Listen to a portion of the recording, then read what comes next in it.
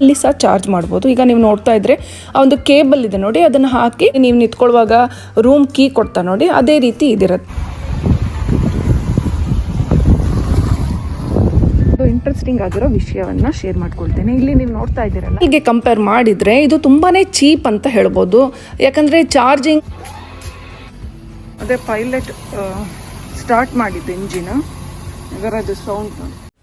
Tesla ಕಾರಿನ ಒಂದು ಸ್ವಲ್ಪ ಇನ್ಫಾರ್ಮೇಷನ್ನು, ಅದರ ಜೊತೆಗೆ ಡ್ರೈವಿಂಗ್ ಮಾಡಿದ ಅನುಭವ, ಹಾಗೆ ವೀಕೆಂಡಿನ ಒಂದು ಸಣ್ಣ ಕ್ಲಿಪ್ಪಿಂಗ್ ಜೊತೆ ಸಣ್ಣ ಪುಟ್ಟ ಮಾಹಿತಿಯನ್ನು ಸಹ ಕೊಡ್ತಾ ಇದ್ದೀನಿ. ಇವತ್ತಿನ ಬ್ಲಾಗ್ ಅದೇ ಆಗಿದೆ, ಬನ್ನಿ ನೋಡೋಣ. ಎಲ್ಲರಿಗೂ ನಮಸ್ಕಾರ, ಸ್ವಾಗತ ನಿಮಗೆಲ್ಲರಿಗೂ ನಿಮ್ಮ ಈ ಕನ್ನಡ ಇನ್ ಕ್ಯಾನಡಾ ಚಾನಲ್ಗೆ.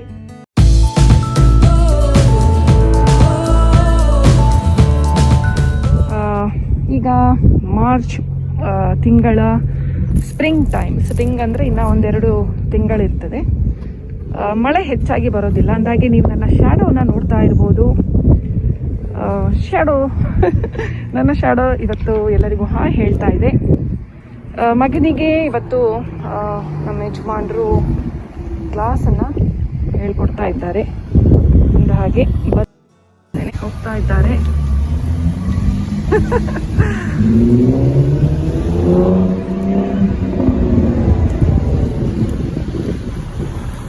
ಅವನಿಗೆ ಬಹಳ ಖುಷಿ ಆಗ್ತಾ ಇದೆ ಡ್ರೈವ್ ಮಾಡೋದು. ಯೂತ್ ಅಂತ ಹೇಳಿದ್ರೆ ಈ ಟೈಮಿನಲ್ಲಿ ಅವರಿಗೆಲ್ಲ ಸ್ವಲ್ಪ ಹೆಚ್ಚೇ ಆಸಕ್ತಿ ಇರತ್ತೆ ಅಂತ ಹೇಳ್ಬೋದು ಡ್ರೈವಿಂಗ್ ಮಾಡೋದೆಲ್ಲ. ಶ್ಯಾಡೋ ನೋಡಿದ್ದು ಸಾಕು. ಹೋಪ್ಫುಲಿ ನೀವೆಲ್ಲರೂ ಆರಾಮಾಗಿದ್ದೀರಾ ಅಂತ ಅಂದ್ಕೊಂಡಿದ್ದೀನಿ. ಹೊಸದಾಗಿ ಸಬ್ಸ್ಕ್ರೈಬ್ ಮಾಡಿರುವ ಹಾಗೂ ಈಗ ತಾನೇ ಸಬ್ಸ್ಕ್ರೈಬ್ ಮಾಡ್ತಿರುವ ನಿಮಗೆಲ್ಲರಿಗೂ ತುಂಬ ಧನ್ಯವಾದ. ಈಗ ಕೋವಿಡಿನ ವಿಷಯದಲ್ಲಿ ಹೇಳೋದಾದರೆ ತುಂಬಾ ಕಡಿಮೆ ಆಗ್ತಾ ಇದೆ. ವ್ಯಾಕ್ಸಿನೇಷನ್ ಎಲ್ಲ ಸ್ಟಾರ್ಟ್ ಆಗಿದೆ. ಬಿಸಿಲು ಬಿಸಿಲು ಬಿಸಿಲು, ತಂಪಾದ ಬಿಸಿಲು.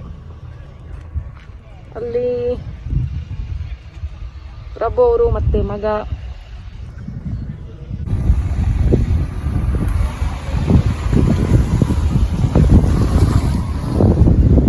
ಅವನಿಗೆ ಗಮ್ಮತ್ತು ಅಂದರೆ ಗಮ್ಮತ್ತು ಅವನಿಗೆ.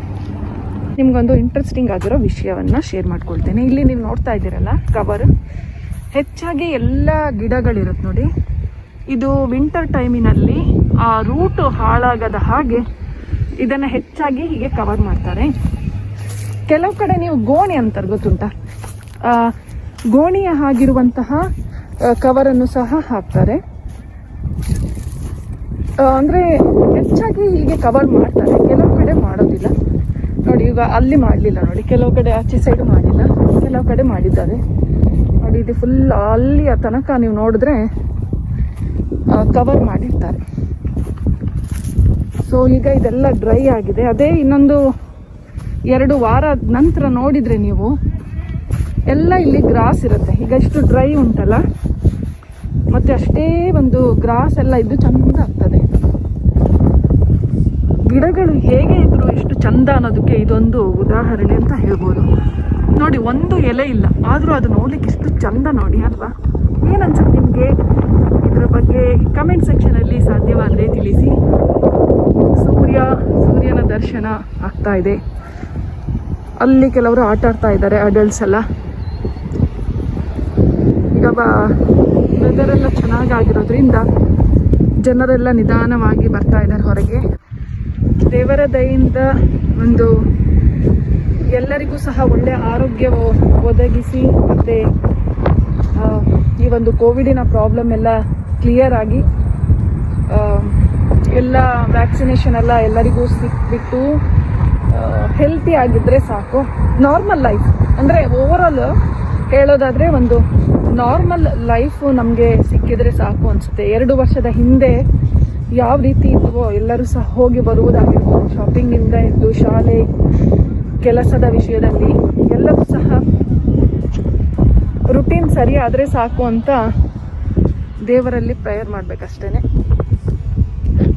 ಆಯಿತು, ಈಗ ನಮಗೆ ಹೋಗುವ ಹೊತ್ತಾಯಿತು. ಇನ್ನೊಂದು 2-3 ರೌಂಡ್ ಹೋಗ್ತಾ ಇದ್ದಾರೆ ಅವರು.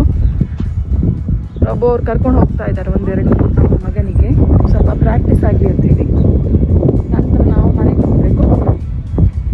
ನೋಡಿ ಎಷ್ಟು ಚಂದ ಉಂಟು ನೋಡಿ, ಆ ಹಿಂದೆ ಆ ಗಿಡವನ್ನು ನೋಡಿದ್ರೆ ಎಲೆ ಇಲ್ಲ, ಆದರೂ ಎಷ್ಟು ಚಂದ ಅಲ್ವಾ? ಮಗರಾಯನ ಡ್ರೈವಿಂಗ್ ಆಗ್ತಾ ಇದೆ. ಪಾರ್ಕಿಂಗ್ ಮಾಡ್ತಿದ್ದಾನೆ ಅನ್ಸುತ್ತೆ. ಇವನ ಕ್ಲಾಸ್ ಆಯಿತು, ಪಾರ್ಕಿಂಗ್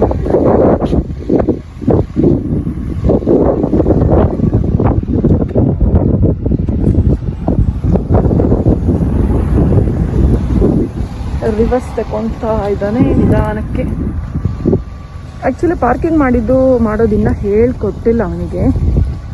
ಸೊ ಇದು ಫಸ್ಟ್ ಟೈಮ್ ಅವನು ರಿವರ್ಸ್ ತಗೊಳ್ತಾ ಇರೋದು. ಇನ್ನು ಅವನಿಗೆ ಜೀವನ್ ಟೆಸ್ಟ್ ಕೊಡಲಿಕ್ಕೆ ಇದೆ, ನೋಡ್ಬೇಕು. ಈಗ ಜೂನಿಗೆ 15 ಇಯರ್ಸ್ ಆಗತ್ತೆ ಅವನಿಗೆ. ಸೊ ಆ್ಯಂಗಲ್ ಎಲ್ಲ ಕರೆಕ್ಟಾಗಿ ತಗೊಂಡಿದ್ದಾನೆ.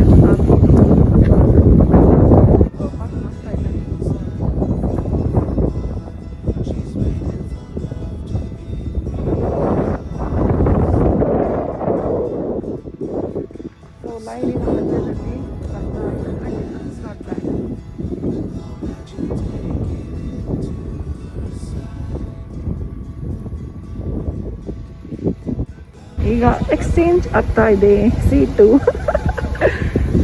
ಸೊ ಇಲ್ಲಿ ಪಾರ್ಕಿಂಗ್ ಮಾಡಿದ್ದಾನೆ. ಪಾರ್ಕಿಂಗ್ ಗುಡ್ ಜಾಬ್ ಗುಂಡ. ಆಯ್ತು, ಬನ್ನಿ ಇವಾಗ ಮಾತಾಡೋಣ ಟೆಸ್ಲಾ ಕಾರಿನ ವಿಷಯದಲ್ಲಿ. ನನ್ನ ಪ್ರಕಾರ ನಿಮ್ಮಲ್ಲಿ ಹಲವಾರು ಜನರಿಗೆ ಗೊತ್ತಿರುತ್ತೆ ಇದ್ರ ಬಗ್ಗೆ, ಆದರೂ ನನಗೆ ಗೊತ್ತಿರುವ ಕೆಲವು ಮಾಹಿತಿಗಳನ್ನು ನಿಮ್ಮ ಜೊತೆ ಶೇರ್ ಮಾಡ್ಕೊಳ್ತಿದ್ದೀನಿ. ಹೀಗೆ ಒಂದು ಡ್ರೈವ್ ಹೋಗುವಾಗ ನಾನು ತೆಗೆದ ಒಂದು ಸಣ್ಣ ಪುಟ್ಟ ಕ್ಲಿಪ್ಪಿಂಗ್ ಆಗಿದೆ, ಹಾಗೂ ಮನೆಯಲ್ಲಿ ಯಾವ ರೀತಿ ಇದನ್ನು ಸ್ಟಾರ್ಟ್ ಮಾಡೋದು ಅದ್ರ ಬಗ್ಗೆ ಸಹ ಚಾರ್ಜ್ ಮಾಡೋದೆಲ್ಲ ತಿಳಿಸಿದ್ದೇನೆ, ವಿಡಿಯೋ ತೆಗೆದಿದ್ದೇನೆ. First of all Tesla car ಬಂದುಬಿಟ್ಟು ನೇಚರ್ ಫ್ರೆಂಡ್ಲಿ ಹಾಗೂ ಆ್ಯನಿಮಲ್ ಪ್ರಾಣಿ ಪಕ್ಷಿಗಳಿಗೆ ಫ್ರೆಂಡ್ಲಿ ಆಗಿದೆ. ಮನುಷ್ಯರಿಗೂ ಒಂದು ರೀತಿಯ ಹೆಲ್ದಿ ಫ್ರೆಂಡ್ಲಿ ಆಗಿರುವಂಥದ್ದು ಅಂತ ಹೇಳ್ಬೋದು. ಯಾಕೆ ಅಂತ ಹೇಳಿದ್ರೆ ಫಸ್ಟ್ ಆಫ್ ಆಲ್ ಇದರಲ್ಲಿ ಗ್ಯಾಸಲ್ಲಿ ನಾವು ಯೂಸ್ ಮಾಡೋದಿಲ್ಲ, ಪೆಟ್ರೋಲ್ ಗ್ಯಾಸ್ ಎಲ್ಲ ಹಾಕೋದಿಲ್ಲ.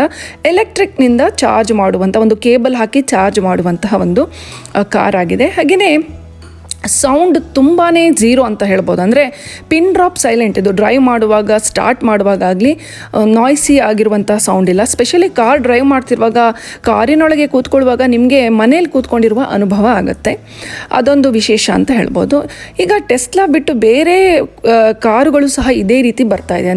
ಉದಾಹರಣೆಗೆ ಹಾಂಡಾ, BMW, ಔಡಿ, ವೋಲ್ಸ್ ವ್ಯಾಗನ್, ಹೀಗೆ ಬೇರೆ ಬೇರೆ ಕಂಪನಿಗಳು ಸಹ ಈ ರೀತಿಯ ಒಂದು ನೇಚರ್ ಫ್ರೆಂಡ್ಲಿ ಕಾರನ್ನು ಸ್ಟಾರ್ಟ್ ಮಾಡ್ತಾ ಇದ್ದಾರೆ ಪ್ರೊಡಕ್ಷನ್ದೆಲ್ಲ. ಈಗ ನೋಡ್ತಿರೋದಂದರೆ ರೂಫ್ ಇದೆ ನೋಡಿ. ಈಗ ನಾನು ಒಳಗಡೆ ಕೂತ್ಕೊಂಡಿರುವ ರೂಫ್, ಅದು ಮೇಲೆ ಟಾಪ್ ಇದೆ ನೋಡಿ, ಎಲ್ಲ ಟ್ರಾನ್ಸ್ಪರೆಂಟ್ ಆಗಿದೆ, ಫುಲ್ ಗ್ಲಾಸ್ ಇರುವಂಥದ್ದು. ಇದು ಎಲ್ಲ ಮಾಡೆಲ್ಸ್ನಲ್ಲಿ ಬರೋದಿಲ್ಲ. ಟೆಸ್ಲಾದು ಕೆಲವು ಮಾಡೆಲ್ ವಿಭಿನ್ನವಾಗಿರುತ್ತೆ. ಈಗ ಎಕ್ಸಲ್ಲಿ ನೋಡಿದ್ರೆ ಅದರಲ್ಲಿ ಒಂದು ರೀತಿ ವಿಂಗ್ಸಿನ ಹಾಗೆ ಬರ್ತದೆ, ಅದರಲ್ಲಿ ಒಳಗಡೆ ಹೀಗೆ ಟ್ರಾನ್ಸ್ಪರೆಂಟ್ ಆಗಿ ಇರುವುದಿಲ್ಲ. ಹಾಗೆ ಇಲ್ಲಿ ನೀವು ನೋಡ್ತಾ ಇದ್ದರೆ ಡ್ರೈವಿಂಗ್ ಮಾಡುವ ಅದು ಮಾನಿಟರ್ ಇದೆ ನೋಡಿ. ಆ ಮಾನಿಟರಿನಲ್ಲಿ ಎಲ್ಲವನ್ನು ಕಂಟ್ರೋಲ್ ಮಾಡೋದಾಗಿದೆ. ಅಂದರೆ ಸ್ಟೇರಿಂಗ್ ವೀಲ್ ಇದೆ, ಆದರೆ ಸ್ಟೇರಿಂಗ್ ವೀಲ್ಗಿಂತ ಹೆಚ್ಚಾಗಿ ಎಲ್ಲ ಮಾನಿಟರ್ ಮಾಡುವಂಥದ್ದು ಕಾರಿನ ವಿಷಯದಲ್ಲಿ ಆ ಒಂದು ಮಾನಿಟರ್. ಅಲ್ಲಿ ಒಂದು ಎಂತ ಹೇಳ್ತಾರೆ, ಲ್ಯಾಪ್ಟಾಪಿನಾಗೆ ಇದೆ ನೋಡಿ, ದೊಡ್ಡ ಸ್ಕ್ರೀನು, ಅದರಲ್ಲಿ ಎಲ್ಲವನ್ನು ಕಂಟ್ರೋಲ್ ಮಾಡುವಂಥದ್ದು. ಸ್ಪೆಷಲಿ ನನಗನ್ಸುತ್ತೆ ಸಣ್ಣ ಮಕ್ಕಳಿಂದ ಯೂತ್ ಜನರೇಷನ್ ಅಂತ ನೋಡಿ, ಅವರಿಗೆ ತುಂಬ ಇಷ್ಟ ಆಗುತ್ತೆ ಅಂತ ಹೇಳ್ಬೋದು. ಫ್ಯೂಚರಿಸ್ಟಿಕ್ ಕಾರ್ ಆಗಿರೋ ಇದರಲ್ಲಿ ಮಕ್ಕಳಿಗೆ ಇಷ್ಟವಾಗುವ ಒಂದು ವಿಶೇಷ ಏನಂದರೆ, ಈ ಮಾನಿಟರ್ ನೀವು ನೋಡ್ತಿದ್ದೀರಲ್ಲ, ಲ್ಯಾಪ್ಟಾಪಿನ ಅಷ್ಟು ದೊಡ್ಡದಾಗಿದೆ ಅದು. ಅದರಲ್ಲಿ ಆಟ ಆಡಲಿಕ್ಕೆ ಆಗ್ತದೆ, ಅವರಿಗೆ ಗೇಮ್ ಆಡ್ಬೋದು, ವಿಭಿನ್ನವಾದದ್ದು, ಹಾಗೂ ಸೌಂಡ್ ಎಫೆಕ್ಟ್ ಎಲ್ಲ ಕೆಲವೆಲ್ಲ ಫನ್ನಿ ಇರುವಂಥದ್ದು, ಒಂಥರ ತುಂಬಾ ರಿಲ್ಯಾಕ್ಸಿಂಗ್ ಮ್ಯೂಸಿಕ್ ಎಫೆಕ್ಟ್ ಎಲ್ಲ ಅದರಲ್ಲಿ ಉಂಟು. ಜೊತೆಗೆ ವಿಡಿಯೋ ನೋಡಲಿಕ್ಕಾಗತ್ತೆ, ಯಾವುದೇ ನೆಟ್ಫ್ಲಿಕ್ಸಿನಿಂದ ಹಿಡಿದು ನೀವು ಯಾವುದೇ ರೀತಿಯ ವಿಡಿಯೋ ಅದರಲ್ಲಿ ನೋಡಲಿಕ್ಕಾಗುತ್ತೆ. ಅದೊಂದು ಬಹಳನೇ ಒಂದು ಡಿಫ್ರೆಂಟ್ ಆಗಿರೋ ಫೀಚರ್ ಅಂತ ಹೇಳ್ಬೋದು. ಅದು ಬಿಟ್ಟರೆ ನಾನು ಮೊದಲೇ ಹೇಳಿದಾಗೆ ಇಲ್ಲಿ ಗೇರ್ ಹಾಕುವಂತಹ ಒಂದು ಕಾರ್ಯಕ್ರಮ ಇಲ್ಲ, ಒಂದು ಸ್ಟೇರಿಂಗ್ ವೀಲ್ ಮಾತ್ರ ಇದೆ. ಈಗ ನೀವು ಸ್ಟಾರ್ಟ್ ಮಾಡೋದು ಹೇಗೆ ಅಂತ ಹೇಳಿದ್ರೆ, ವಿಂಡ್ಶೀಲ್ಡ್, ಇವಾಗ ಮಳೆ ಬಂದಾಗ ನಾವು ನಾರ್ಮಲ್ ಕಾರಲ್ಲಿ ವಿಂಡ್ಶೀಲ್ಡಲ್ಲಿ ನಾವು ಯಾವ ರೀತಿ ನಾವು ಅದನ್ನು ಬಳಸ್ತೇವೆ ನೋಡಿ, ವೈಪರ್ನ ಯೂಸ್ ಮಾಡಲಿಕ್ಕೆ, ಆ ರೀತಿಯ ಒಂದು ನಾಬ್ ಇರುತ್ತೆ, ಅದರಲ್ಲಿ ಸ್ಟಾರ್ಟ್ ಮಾಡುವಂಥದ್ದು, ರಿವರ್ಸ್ ಮತ್ತು ಸ್ಟಾರ್ಟ್ ಮಾಡೋದು, ಅದನ್ನೇ ಬಳಸಲಿಕ್ಕೆ. ಸ್ಟಾಪ್ ಮಾಡಲಿಕ್ಕೆ ಅಲ್ಲಿ ಸಹ ಒಂದು ಬಟನ್ ಇದೆ ಅಷ್ಟೇ. ಅದು ಬಿಟ್ಟರೆ ಬೇರೆ ರೀತಿಯ ಎಲ್ಲ ಏನೇ ನೀವು ಕಂಟ್ರೋಲ್ ಮಾಡೋದಿದ್ರೆ ಆ ಮಾನಿಟರ್ ಮೂಲಕ ಮಾತ್ರ ಮಾಡಲಿಕ್ಕಾಗತ್ತೆ. ಸೆಲ್ಫ್ ಡ್ರೈವಿಂಗ್ ಕಾರ್ ಸಹ ಆಗಿದೆ. ಅಂತ ಹೇಳಿದ್ರೆ ಸೆಲ್ಫ್ ಡ್ರೈವಿಂಗ್ ಅಂದ ಮಾತ್ರಕ್ಕೆ ನಾವು ಅದರ ಮೇಲೇ ಎಲ್ಲ ಹಾಕ್ಲಿಕ್ಕೆ ಆಗೋದಿಲ್ಲ. ಅಂತ ಹೇಳಿದ್ರೆ ನೀವೊಂದು ಹೈವೇಲಿ ಹೋಗುವಾಗ ಒಂದು ಸ್ಪೀಡಲ್ಲಿ ಅದು ಆಟೋಮೆಟಿಕ್ ಆಗಿ ಹೋಗುವಂತಹ ಒಂದು ಫೆಸಿಲಿಟಿ ಸಹ ಉಂಟು. ಈಗ ಟೆಸ್ಲಾ ಅಂತಲ್ಲ, ಹೋಂಡಾ ಓಲ್ಡ್ ಕಾರ್ಗಳಲ್ಲಿ ಸಹ ಈ ರೀತಿಯ ಒಂದು ಫೆಸಿಲಿಟಿ ಇದೆ. ಆದರೆ ಲೇನ್ ಚೇಂಜ್ ಮಾಡುವಾಗ ಅದು ಜಾಗ್ರತೆ ಮಾಡಬೇಕಾಗತ್ತೆ. ಇನ್ ಕೇಸ್ ನೀವು ಲೇನ್ ಚೇಂಜ್ ಮಾಡುವಾಗ ಅದಕ್ಕೆ ಎಂಥ ಇಂಡಿಕೇಟರ್ ಹಾಕ್ತಾ ಇದ್ದರೆ ಆ ಒಂದು ವೀಲ್ ಇದೆ ನೋಡಿ, ಅದು ತುಂಬ ವೈಬ್ರೇಟ್ ಆಗುತ್ತೆ, ಕಾಷನ್ ಅಂತ ಹೇಳುತ್ತೆ. ಅದೊಂದು ಜಾಗ್ರತೆ ಮಾಡಬೇಕು. ಅದು ಎಷ್ಟೇ ಅಡ್ವಾನ್ಸ್ ಟೆಕ್ನಾಲಜಿ ಆಗಿದ್ರೂ ಸಹ ನಾವು ತುಂಬ ಜಾಗ್ರತೆ ಮಾಡಬೇಕಾಗತ್ತೆ. ಅದಕ್ಕೆ ಸೆಲ್ಫ್ ಡ್ರೈವಿಂಗ್ ಮಾಡಲಿಕ್ಕಾಗತ್ತೆ. ತುಂಬ ಜನ ಟೆಸ್ಟ್ ಮಾಡಿ ಇದೆಲ್ಲ ಮಾಡಿದ್ದಾರೆ. ಆದರೂ ಸಹ ಕಂಪನಿಯಿಂದ ಹಿಡಿದು ಜನರೆಲ್ಲ ತುಂಬ ವೀಡಿಯೋಸ್ ಎಲ್ಲ ಅಪ್ಲೋಡ್ ಮಾಡಿದ್ದಾರೆ. ಆದರೂ ಸಹ at the end of the day car ಅಂತ ಹೇಳಿದ್ರೆ ಅದಕ್ಕೆ ನಮ್ಮ ಹಾಗೆ ಬ್ರೈನ್ ಇರೋದಿಲ್ಲ. ಎಲ್ಲ ಒಂದು ಮೆಷಿನ್ ಮೂಲಕ ಹೋಗುತ್ತೆ, ಒಂದು ರೋಬೋಟಿಕ್ ಆಗಿ ಹೋಗುತ್ತೆ. ಹಾಗಾಗಿ ನಾವು ಜಾಗ್ರತೆ ಮಾಡಬೇಕು. ಈಗ ನೀವು ಇಲ್ಲಿ ನೋಡ್ತಿದ್ದೀರಲ್ಲ, ಇದು ಚಾರ್ಜ್ ಮಾಡೋದು, ಮನೆಯಲ್ಲಿ ಸಹ ಚಾರ್ಜ್ ಮಾಡಲಿಕ್ಕಾಗತ್ತೆ. ಹಾಗೂ ಕೆನಡಾದಲ್ಲಿ ತುಂಬ ಪ್ಲೇಸ್ಗಳಲ್ಲಿ ಚಾರ್ಜಿಂಗ್ ಫೆಸಿಲಿಟಿ ಉಂಟು. ಹೊರಗಡೆ ಗ್ಯಾಸ್ ಸ್ಟೇಷನಲ್ಲಿ ಸಹ ಇರುತ್ತೆ. ಹಾಗೆ ಶಾಪಿಂಗ್ ಸೆಂಟರ್ಗಳಲ್ಲಿಯೂ ಸಹ ಚಾರ್ಜಿಂಗ್ ಒಂದು ಸ್ಟೇಷನ್ ಇರುತ್ತೆ, ಅಲ್ಲಿ ಸಹ ಚಾರ್ಜ್ ಮಾಡ್ಬೋದು. ಈಗ ನೀವು ನೋಡ್ತಾ ಇದ್ದರೆ ಆ ಒಂದು ಕೇಬಲ್ ಇದೆ ನೋಡಿ, ಅದನ್ನು ಹಾಕಿ ಮನೆಯಲ್ಲಿ ಚಾರ್ಜ್ ಮಾಡಲಿಕ್ಕಾಗತ್ತೆ. ವಿದಿನ್ 5 ಮಿನಿಟ್ಸ್ ಚಾರ್ಜ್ ಆಗುವಂಥದ್ದಲ್ಲ, ಇದಕ್ಕೆ ಅಟ್ಲೀಸ್ಟ್ ಒಂದು 30 ಮಿನಿಟ್ಸ್ ಆಗುತ್ತೆ. ಡಿಪೆಂಡಿಂಗ್ ಆನ್ ಎಷ್ಟು ಚಾರ್ಜ್ ಮಾಡಬೇಕು ಇದು ನೋಡಿ, ಅದರ ಮೇಲೆ ನಿರ್ಧರಿತವಾಗಿದೆ. ಈಗ ಪೆಟ್ರೋಲ್ ಅಥವಾ ನೀವು ಡೀಸೆಲ್ಗೆ ಕಂಪೇರ್ ಮಾಡಿದರೆ ಇದು ತುಂಬಾ ಚೀಪ್ ಅಂತ ಹೇಳ್ಬೋದು. ಯಾಕಂದರೆ ಚಾರ್ಜಿಂಗ್ ಇದಕ್ಕೆ ತುಂಬ ಕಡಿಮೆ ಆಗುತ್ತೆ ಅದಕ್ಕೆ ಕಂಪೇರ್ ಮಾಡಿದರೆ. ಅಂದಹಾಗೆ ಇದು ಸ್ಟಾರ್ಟ್ ಮಾಡೋದು, ಈಗ ನೋಡ್ತಿದ್ದೀರಲ್ಲ, ಇದು ಕಾರ್ ಕೀ ಆಗಿದೆ. ಇದು ಡೆಬಿಟ್ ಕಾರ್ಡ್ ಅಥವಾ ಕ್ರೆಡಿಟ್ ಕಾರ್ಡ್ ಅಂತ ಏನು ಹೇಳ್ತೀರ ನೋಡಿ, ಆ ರೀತಿ ಇರೋದು. ಅಥವಾ ಒಂದು ಹೋಟೆಲಲ್ಲಿ ನೀವು ನಿಂತ್ಕೊಳ್ಳುವಾಗ ರೂಮ್ ಕೀ ಕೊಡ್ತಾ ನೋಡಿ, ಅದೇ ರೀತಿ ಇದಿರುತ್ತೆ. ಅಂದಹಾಗೆ ಇದರ ಜೊತೆಗೆ ನೀವು ನಿಮ್ಮ ಫೋನಿನಲ್ಲಿ ಇದರ ಆ್ಯಪನ್ನು ಡೌನ್ಲೋಡ್ ಮಾಡಿಕೊಂಡ್ರೆ ಫೋನಿನಲ್ಲಿ ಸಹ ಎಲ್ಲ ಕಂಟ್ರೋಲ್ ಮಾಡಲಿಕ್ಕೆ ಆಗುತ್ತೆ.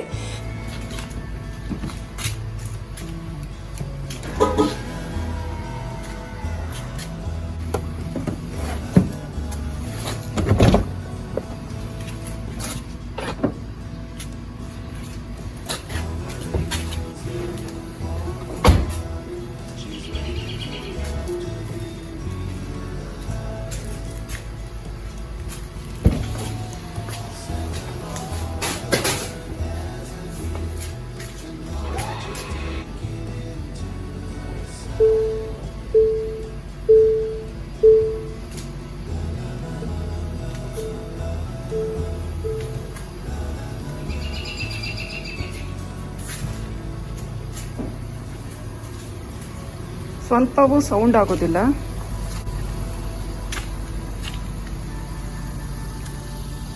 ಟೆಸ್ಲಾ. ಈಗ ಈ ಕಾರ್ದು ಒಂದು ಚೂರು ಸೌಂಡ್ ಇಲ್ಲ. ಅದೇ ಪೈಲಟ್ ಸ್ಟಾರ್ಟ್ ಮಾಡಿದ್ದು ಇಂಜಿನ್, ಇದರದ್ದು ಸೌಂಡ್ ನೋಡಿ. ಸೊ ಪಿನ್ ಡ್ರಾಪ್ ಸೈಲೆಂಟ್ ಟೆಸ್ಲಾದು. ನನಗೆ ಇವತ್ತು ಶಾಪಿಂಗ್ ಸಹ ಹೋಗ್ಲಿಕ್ಕೆ ಉಂಟು, ಹಾಗಾಗಿ ಅದಕ್ಕೆ ಸ್ವಲ್ಪ ಕಾರನ್ನು ಇದನ್ನು ಆಚೆ ಇಡ್ಲಿಕ್ಕೆ ಹೇಳಿದ್ದು. ನನ್ನ ಕಾರ್ ಹಿಂದೆ ಇದೆ. ಒಂದು ಸ್ವಲ್ಪವೂ ಸೌಂಡ್ ಇಲ್ಲ ಈ ಟೆಸ್ಲಾ ಕಾರಿಗೆ.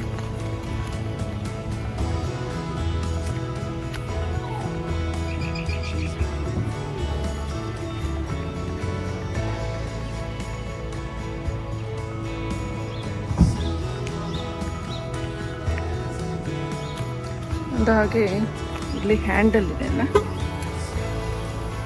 ಅಂದಾಗೆ ಇದು ಹ್ಯಾಂಡಲ್ ನೋಡಿ, ಇದು ಪುಷ್ ಮಾಡಬೇಕು. ಇದು ಪುಷ್ ಮಾಡಿದ ನಂತರ ಓಪನ್ ಆಗ್ತದೆ. ಅಂದಹಾಗೆ ನಿಮಗೆ ಹೆಚ್ಚಿನ ಮಾಹಿತಿ ಏನಾದರೂ ಬೇಕಂತಿದ್ರೆ, ಇದರ ಪ್ರೈಸ್ ಆಗಿರ್ಬೋದು ಅಥವಾ ಬೇರೆ ಏನು ಫೀಚರ್ಸ್ ಉಂಟು ಅಂಥೇಳಿ ಅವರ ವೆಬ್ಸೈಟಿಗೆ ಹೋದರೆ ಟೆಸ್ಲಾದವ್ರದ್ದು ಅದರಲ್ಲಿ ಎಲ್ಲ ಡೀಟೇಲ್ ಆಗಿ ಗೊತ್ತಾಗತ್ತೆ. ಪ್ರೈಸ್ ರೇಂಜು ನಾವು ಒಂದು ಕಾರ್ ನೋಡಿ ಇದಕ್ಕೆ ಇಷ್ಟು ಅಂತ ಹೇಳಿದ್ರೆ ಆಗೋದಿಲ್ಲ. ಅಪ್ಗ್ರೇಡ್ ಮಾಡಿಬಿಟ್ಟು ಅಥವಾ ಟ್ಯಾಕ್ಸ್ ಅದು ಇದು ಎಲ್ಲ ಹೇಳಿ ಅದು ಹೆಚ್ಚು ಪ್ರೈಸ್ ಹೇಳಿರೋದಕ್ಕಿಂತ ಹೆಚ್ಚೇ ಆಗಿರುತ್ತೆ. ಹಾಗಾಗಿ ಎಕ್ಸಾಕ್ಟ್ಲಿ ನನಗೆ ಏನು ಎತ್ತ ಅಂತ ಹೇಳಲಿಕ್ಕೆ ಆಗೋದಿಲ್ಲ. ಇಂಟ್ರೆಸ್ಟ್ ಇದ್ದರೆ ಅವರ ವೆಬ್ಸೈಟಲ್ಲಿ ನೋಡಿ ಗೊತ್ತಾಗುತ್ತೆ. ಅಂದಹಾಗೆ ನಾನು ಇತ್ತೀಚೆಗೆ ಕಮ್ಯುನಿಟಿಯಲ್ಲಿ ಒಂದು Q&A ಅಂಥೇಳಿ ಪೋಸ್ಟ್ ಹಾಕಿದ್ದೆ. ನಿಮ್ಗೇನಾದರೂ ಪ್ರಶ್ನೆಗಳಿದ್ದರೆ ಅದರಲ್ಲಿ ಕೇಳಿ. ಅದು ನಾನು ಸ್ವಲ್ಪ ವಾರದ ನಂತರ Q&A ಮಾಡ್ತಾ ಇದ್ದೇನೆ. ಈಗಾಗಲೇ ನಿಮ್ಮಲ್ಲಿ ಹಲವಾರು ಜನ ನೋಡಿದ್ದೀರಾ. ನನಗನ್ಸುತ್ತೆ ಈಗಾಗಲೇ 3 Q&A ಮಾಡಿರೋದ್ರಿಂದ ಅದರಲ್ಲಿ ಹಲವಾರು ಇನ್ಫಾರ್ಮೇಷನ್ ಈಗಾಗಲೇ ಕೊಟ್ಟಿದ್ದೇನೆ. ಹೊಸದಾಗಿ ಏನಾದರೂ ಇನ್ಫಾರ್ಮೇಷನ್ ಬೇಕಿದ್ದರೆ ಮುಜುಗರ ಪಟ್ಕೊಳ್ಬೇಡಿ, ದಯವಿಟ್ಟು ಕೇಳಿ. Q&A ಕಮ್ಯುನಿಟಿಯಲ್ಲಿ ಹೋಗಿ ಕೇಳಿ, ಅದರಲ್ಲಿ ಪೋಸ್ಟ್ ಹಾಕಿದ್ದೇನೆ. ಮತ್ತೇನು ವಿಶೇಷ ಇಲ್ಲ. ಅಂದಾಗಿ ನಮ್ಮ ಕೀಕಿ ಸುಬ್ಬಿಗೆ ಸ್ಪೋರ್ಟ್ಸ್ ಕಾರ್ ಬೇಕಂತೆ. ನೋಡಿ ಏನು ಮಾಡ್ತಿದ್ದಾಳೆ. ಸ್ಪೋರ್ಟ್ಸ್ ಕಾರ್ ಒಂದು ರಿವ್ಯೂ ನೋಡ್ತಾ ಇದ್ದದ್ದು. ಆಗ ಇವಳು ಮಹಾರಾಣಿ ಕಣ್ಣು ಮಿಟಿಕಿಸದೇನೆ ಸ್ಟೇರಿಂಗ್ ಮಾಡಿ ನೋಡ್ತಾ ಇದ್ಲು. ನನಗೂ ತುಂಬ ಆಶ್ಚರ್ಯ. ಅಂತೂ ಇಂತೂ ನಮ್ಮ ಕೀಕಿ ಸುಬ್ಬಿ ಬಂದುಬಿಟ್ಟು ಸ್ಪೋರ್ಟ್ಸ್ ಕಾರ್ ಪ್ರಿಯೆ ಅಂತ ಗೊತ್ತಾಯಿತು. ಮತ್ತೇನು ವಿಶೇಷ ಇಲ್ಲ. ಸಿಗೋಣ ಮತ್ತೊಂದು ಶಾರ್ಟ್ಸ್ ಅಥವಾ ವ್ಲಾಗಿನಲ್ಲಿ. ಅಲ್ಲಿ ತನಕ ನೀವೆಲ್ಲರೂ ಹೋಗಿ ಬರುವಾಗ ಜಾಗೃತಿ ಮಾಡಿ. ಹೋಪ್ಫುಲಿ ನೀವೆಲ್ಲರೂ ಆರಾಮಾಗಿದ್ದೀರಾ ಅಂತ ನನ್ನ ಭಾವನೆ. ಬಾಯ್ ಬಾಯ್ ಫ್ರಮ್ ಕನ್ನಡ ಇನ್ ಕ್ಯಾನಡಾ.